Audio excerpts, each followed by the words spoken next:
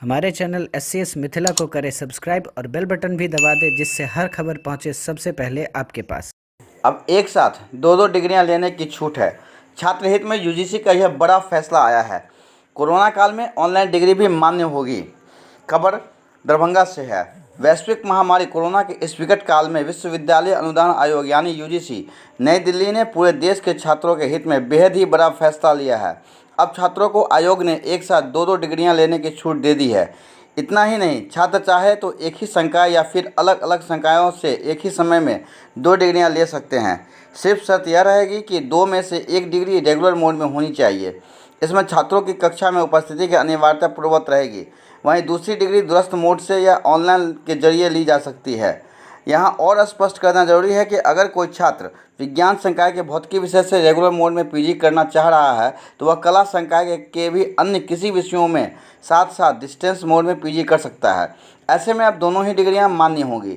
गौरतलब है कि एक साथ दो डिग्रियां लेने की व्यवस्था विदेशों में तो पहले से है, लेकिन अपने यहाँ यह सुविधा के लिए अरसे से मांग उठ रही थी। जाहिर है कि अब नई व्यवस्था में कम समय में ही छात्रों को अपनी योग्यता विकसित करने का मौका मिलेगा और उससे कैरियर संवारने में भी सहूलियत होगी। यूजीसी के इस हालिया निर्णय से छात्रों के साथ साथ शिक्षण संस्थानों को भी बेशक फ़ायदा होगा।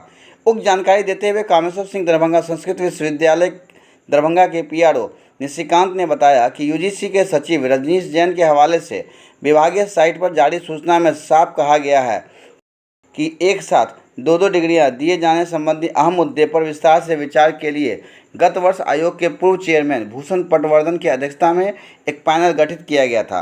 पैनल ने उक्त प्रस्ताव पर हरी झंडी दे दी थी। अब आयोग की हाल ही में हुई बैठक में उसे अनुमोदित कर दिया गया है। श्री जैन ने आगे कहा है कि बहुत जल्द ही इस आशय की अधिसूचना भी आयोग जारी करने जा रहा है।